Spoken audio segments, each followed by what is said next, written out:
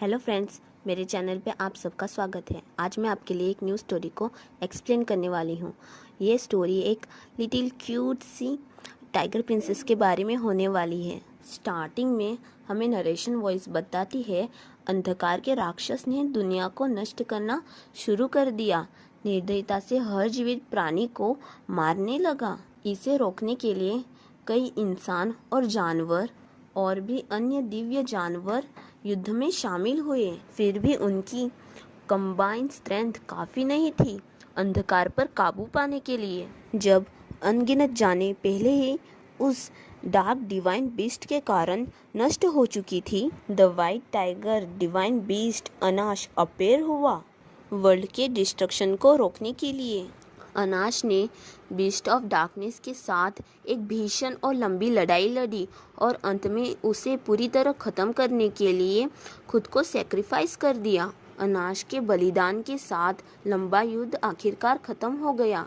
हालांकि उस भयानक डार्क डिवाइन बीस्ट की वजह से इंसानों का भरोसा दूसरे डिवाइन बीस्ट और बीस्टमैन के ऊपर से और भी कम हो गया। अंत में उन्होंने डिवाइन ब्लेसिंग को भी ठुकरा दिया और वहां से चले गए। साथ में पश्चिम की ओर माइग्रेट करके उन्होंने अपनी खुद की भूमि स्थापित की।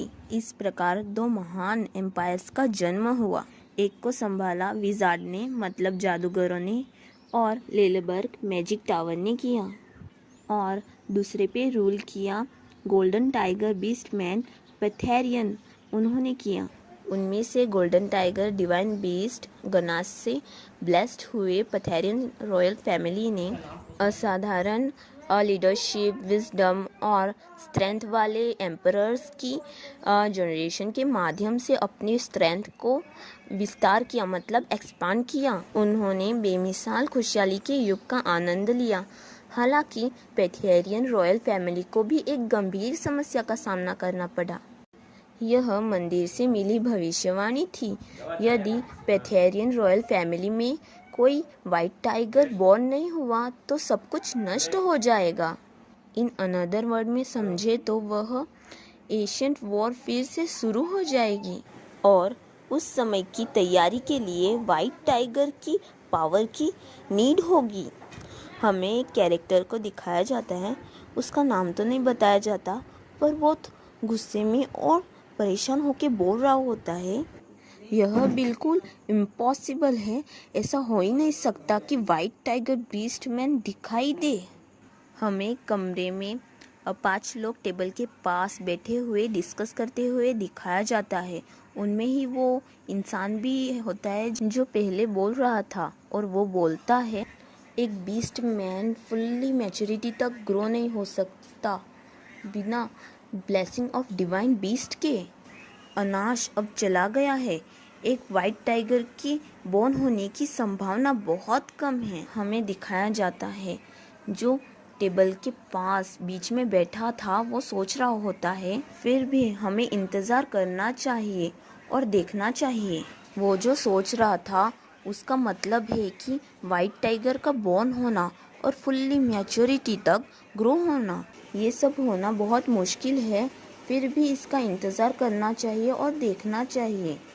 अभी हमें पता चलता है कि ये और कोई नहीं, पैथेरियन एम्पायर के 13th एम्परर हैं।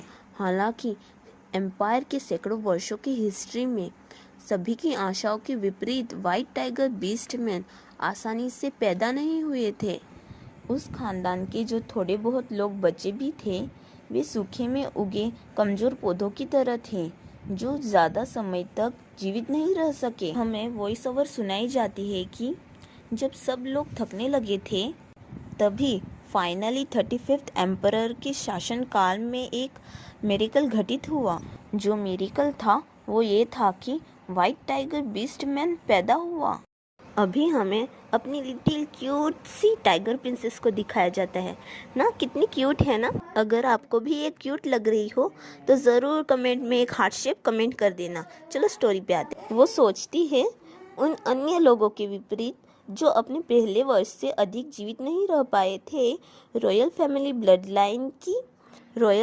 ब्लडलाइन की वाइट टाइगर प्रिंसेस के रूप में पैदा होने के कारण मुझे जन्म के समय से ही बहुत प्यार और उम्मीदें मिली और मैंने अपने फर्स्ट बर्थडे का इंतज़ार करते हुए पीसफुल डेज बिताए। और वो ये सब खुश होकर सोच रही होती है। मेड्स जो बात कर रही थी वो हमारी लिटिल प्रिंसेस ने सुन लिया। अभी तो हमें ये हमारी मेनली का नाम नहीं बताया गया है, इसलिए मैं उसको लिटिल प्रिंसेस ही बुलाऊंगी। वो सोचती हैं वो खुशी ज़्यादा देर तक नहीं टिकी, क्योंकि अचानक मुझे उस प्यार की असलियत पता चल गई जो मुझे अब तक मिल रही थी। लिटिल प्रिंसेस ऐसा क्यों सोच रही है, उसके बारे में हमें अभी पता चलता है कि लिटिल प्रिंसेस ने मेड्स की बातें सुन ली थी। जब लिटिल प्रिंसेस ने मेड्स की बातें सुनी थी तब का समय हमें दिखाया जाता है। लिटिल प्रिंसेस पिलर के पीछे थी, तभी मेड्स बातें कर रही थी कि निश्चित रूप से प्रिंसेस को अनाश का आशीर्वाद प्राप्त हुआ है। और एक मेड बोलती है कि हो सकता है कि वह लॉर्ड अनाश का रिकार्नेशन हो। वह निश्चित रूप से डार्क डिवाइन बीस्ट से हमारी रक्षा करेंगे। ये सब बातें सुनकर लिटिल प्रिंसेस बहुत परेशान होकर सोचती है वह स्नेह और ध्यान जो कभी मुझे सुकून देता था अब वैसा महसूस नहीं होता। इसका मतलब ये है कि जो प्यार और परवाह पहले मुझे खुशी या राहत देती थी अब उसका एहसास बदल गया है और वह पहले जैसी सुखद नहीं रही। लिटिल प्रिंसेस चादर में लपटे हुए सोचती है मैं उनकी उम्मीदों पर खरा उतरने के लिए बहुत तड़पी ताकि मैं सच में अनाश का रिकार्नेशन लगूं या कम से कम उनका आशीर्वाद मुझ पर हो, लेकिन अपनी दयनीय वास्तविकता के सामने मैं केवल निराश ही महसूस कर सकी। ये सब वो बहुत परेशान होकर सोच रही होती है। लिटिल प्रिंसेस अपने पैरों को उदास होकर देख रही होती है और कुछ सोच ही नहीं पाती और अपने नन्हे नन्हे पैरों को देखकर वो सोचती है क्योंकि अन्य बीस्टमैन के विपरीत जो 4 महीने की एज तक ह्यूमन फॉर्म ले सकते हैं, मैं 1 साल की होने के करीब होने के बावजूद अब तक रूप नहीं बदल सकी थी। नहीं मैं उतनी स्ट्रॉन्ग या डेवलप थी जितनी कि मेरे फैमिली के ब्लैक टाइगर सोफी या गोल्डन टाइगर रॉयल्स थे। सबसे इम्पोर्टेंट बात यह है कि मैं अनाश की स्पेशल एबिलिटी का उपयोग नहीं कर पाती। लिटिल प्रिंसेस उदासी से खुद के सर को नीचे झुकाते हुए सोचती है अगर उन्हें कभी यह पता चला कि मेरे पास कोई पावर नहीं है तो न केवल मुझे मिलने वाला प्यार और ध्यान बल्कि मेरे लिए उनका सम्मान भी पूरी तरह से ख़त्म हो सकता है। मतलब वो जो उसको इज्जत देते थे वो पूरी तरह ख़त्म हो सकता है और ध्यान भी देना। उस विचार ने मुझे अनबियरेबल प्रेशर के नीचे दम घुटा दिया। रोते रोते वो सोचती है मैं कुछ भी क्यों नहीं कर पा रही हूँ। नरेशन वॉइस बताती है बिना किसी सल्यूशन के मिले हुए पूरा 1 साल बीत जाता है। 1 साल बाद का समय हमें अभी दिखाया जाता है और कोई बुला रहा होता है यू आर प्रिंसेस। वो कौन है उसका नाम हमें अभी बताया तो नहीं जाता, पर लगता है लिटिल प्रिंसेस की नैनी है और वो खुश होकर और साथ में गिफ्ट का पहाड़ लेके वो बोलती है आज आपके लिए और एक उपहार आया है, मतलब गिफ्ट आया है। और एक मेड खुश होके बोलती है अरे वाह क्या हम इसे अभी खोल सकते हैं। हमारी लिटिल प्रिंसेस तो हर चीज़ में सुंदर दिखती है, ऐसा सब बोल रहे होते हैं। अभी हमें हमारी लिटिल प्रिंसेस को दिखाया जाता है, वो बहुत क्यूट लग रही होती है और वो खुश होकर सोच रही होती है यह फिर से शुरू हो रहा है द गिफ्ट पैराडे, मतलब गिफ्ट की प्रदर्शनी। एक मेड खुश होके बोलती है आप इतनी क्यूट कैसे हो सकती हो, और उसके आंखों से तो आंसू भी निकल रहे होते हैं। मेड के बाजू में ही एक नाइट होता है और वो बोलता है प्रिंसेस क्या आप एक बार फिर से पोज दे सकती हो प्लीज़। ये सब वो बहुत खुश होके बोल रहा होता है। लिटिल प्रिंसेस नर्वस होके सोचती है पर यह बात मैं जोर से सबके सामने नहीं कह सकती हूँ। कोई कहता है प्रिंसेस कृपया इसे भी पहन कर देखें, और कोई कहता है प्रिंसेस। नैनी, मेड और नाइट ये तीनों डिस्कस कर रहे होते हैं और मेड बोलती है कैसा रहेगा अगर हम उन्हें अलग यह पहनाएं? नाइट कहता है, नहीं नहीं, पहले यह वाला।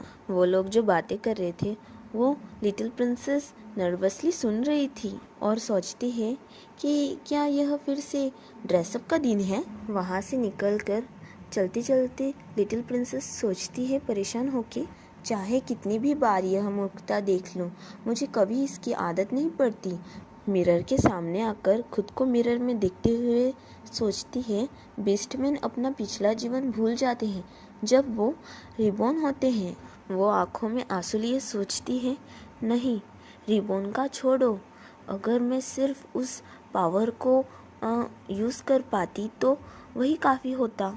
वो यहाँ से भागते हुए सोचती है, अगर ऐसा होता तो मुझे इस लगातार दबाव में नहीं जीना पड़ता। वो दरवाजे की ओर दौड़ रही होती है, क्या करके, और तभी मेड उसको देख लेती है और शॉक हो जाती है कि लिटिल प्रिंसेस दौड़ रही है और बोलती है चौंक के, लिटिल प्रिंसेस।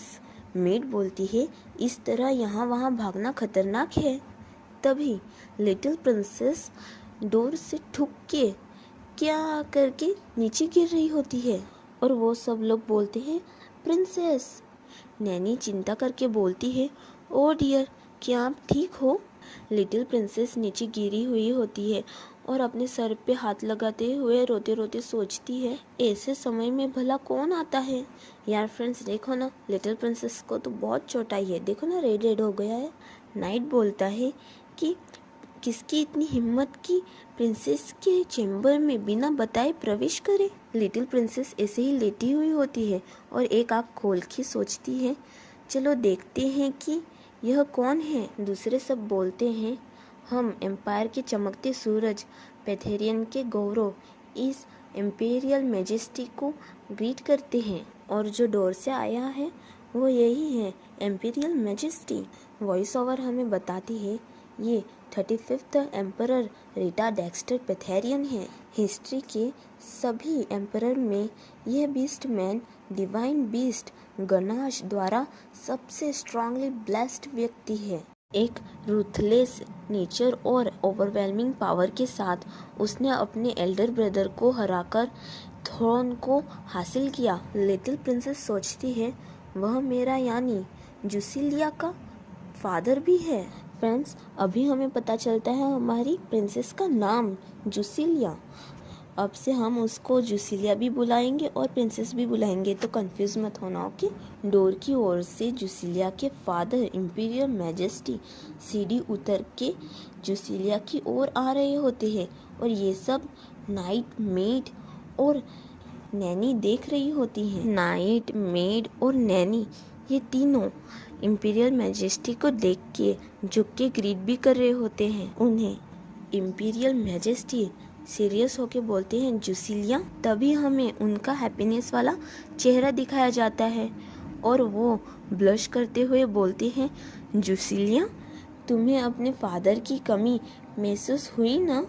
तुम्हारा डॉटिंग फादर आ गया है। डॉटिंग फादर मतलब बहुत प्यार करने वाला या लाडला फादर। लिटिल प्रिंसेस अपने फादर को इस तरह बातें करते हुए सुनकर सोचती है, प्लीज़ अपनी डिग्निटी को मेंटेन रखो, आप एक एम्परर हो। यहाँ पर चैप्टर 1 ख़त्म होता है। अगर आपको जानना हो हमारी लिटिल प्रिंसेस के साथ आगे क्या क्या होगा तो मेरे चैनल को सब्सक्राइब कर लो और शेयर और लाइक भी कर देना इस वीडियो को, ओके। और प्लीज़ यार कमेंट भी कर दो जिससे मेरे को मोटिवेशन मिले। और हाँ, आप ऐसे कमेंट और सब्सक्राइब करोगे तो आपको जब भी मैं वीडियो अपलोड करूँगी तो पहले आपके पास मेरी वीडियो पहुँच जाएगी तुरंत, ओके। Bye, C you. हम अब नेक्स्ट वीडियो में मिलेंगे।